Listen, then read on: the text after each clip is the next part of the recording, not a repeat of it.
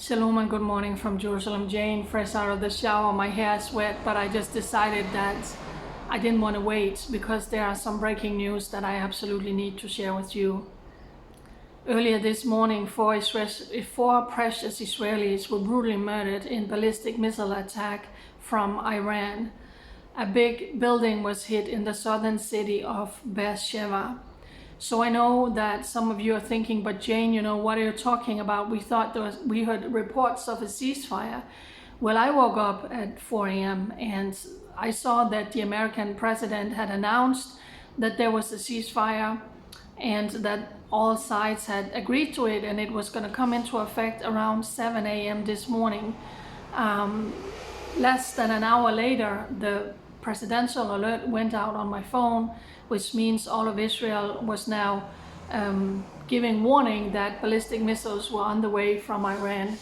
So naturally, you get out of bed, you get in some clothes, and at one point I just peeped out my balcony because we didn't have sirens here in Jerusalem, and all of a sudden, out of the blue, 4 ballistic missiles just flew over.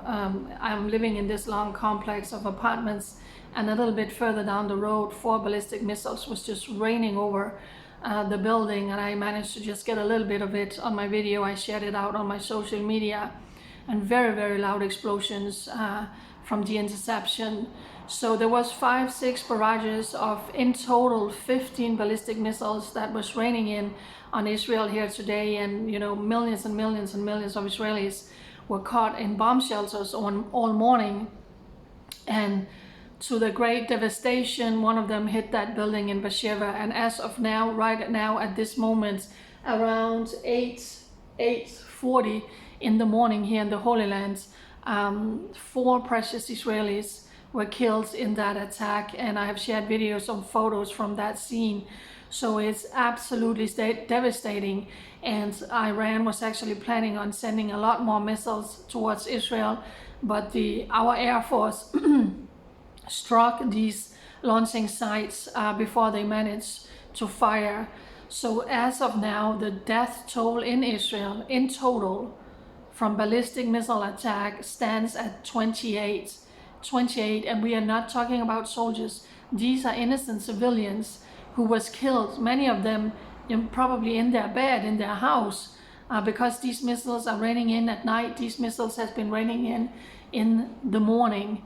So this is absolutely devastating. So naturally, when Trump went out and announced the ceasefire, it was during the night, Israeli time. So officially, there has not been any confirmation. There has not been any announcement from the Israeli side about a ceasefire. And what are they going to do now? They just had 4 of their citizens murdered by Iran in these ballistic missiles attack. But the American president was just out now saying that the ceasefire is in effect.